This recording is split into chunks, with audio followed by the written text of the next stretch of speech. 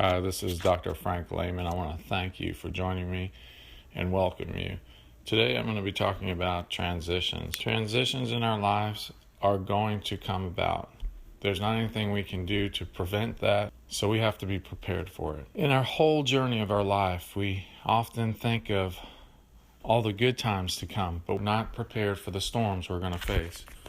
So that preparation should start now. Transition feared is abysmal. Transition anticipated is infinite. Given the proper mentor and perspective, transition is an opportunity for growth, achievement, and success. I choose to define transition in terms of development, evolution, passage, progress, metamorphosis, and transformation. Many fear it because transition is difficult, and growth always is. Recently, I lectured on positive transition to military personnel, transitioning from the military to civilian workforce. I challenged them to think differently about what they were facing. I challenged them to think differently about the unknown they faced ahead of them, to see transition as a challenge and acknowledge that challenge, and to allow for growth and opportunity.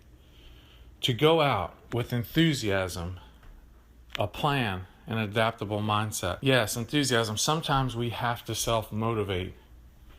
We have to, under adverse conditions, look to the positive side of things. That's not being naive. That's being a leader. That is being a leader of yourself. Great dreams start with motivation and they end in apathy. We cannot be apathetic. We have to get ourselves up. Do something positive for ourselves each day. Eat the right foods. Engage in the right type of physical fitness. Engage our mind in the right intellectual stimuli. Engage our spirit to build it in its faith and hope and courage. We cannot just accept conventional transition. We cannot just go about accepting what is offered to us at times. Sometimes the market doesn't allow that. That's where being an entrepreneur helps. And that should be a part of our daily study. How do we improve our leadership, even if we are just the leader of one, ourselves? Our business acumen, how do we improve it? When I look at transition, I understand that we're all going to be seen and surmised for whatever somebody thinks we're capable of doing. I personally don't like to be pigeonholed. I don't like to be limited by anyone, including myself. Now we have to be realistic and understand transition takes time, but I have the benefit of having gone through some very tough transitions myself. And I have discovered a lot of things. One, start early in your transformation. Don't limit yourself. Again, transition, change, it's challenging, but it can be a great opportunity for growth in yourself, to acquire new skills and understanding, to do things you haven't done before. If you see the world as them and me, you'll always be excluded. But if you see the world as us, you'll always be included somewhere. Not everywhere, but somewhere. That said, we must not only dream, but work. You are not who you were, which allows you to be something more. So when you think of transition, think of the opportunities. Think of the possibilities of growth and development in yourself. And think about a way to be more. Now resistance builds strength. You've heard me say that before, and it's very true. Its applications are very widespread across our life, but especially when it comes to mental toughness.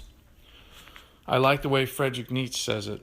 My humanity is incessant self-overcoming.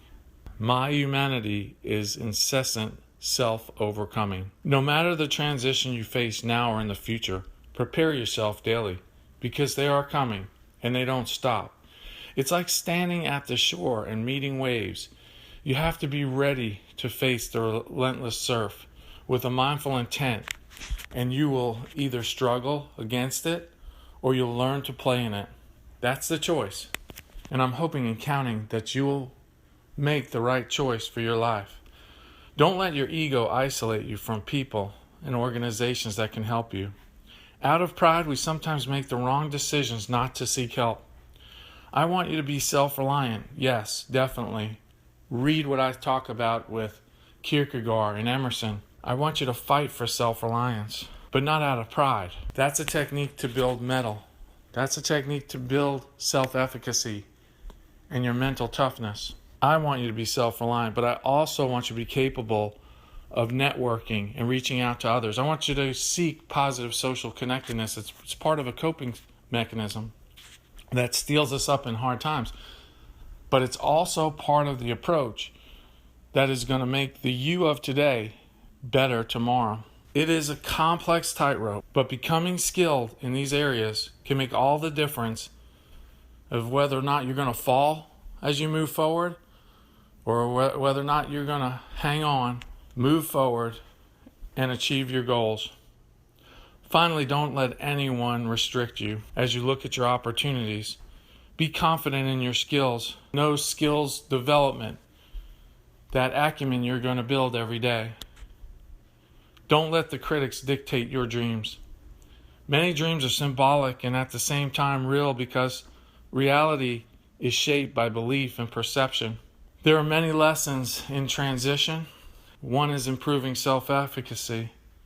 Others are in mentoring and being mentored, allowing yourself that opportunity. We'll discuss those in future podcasts, and some have already been discussed in my previous writings. Please see my website.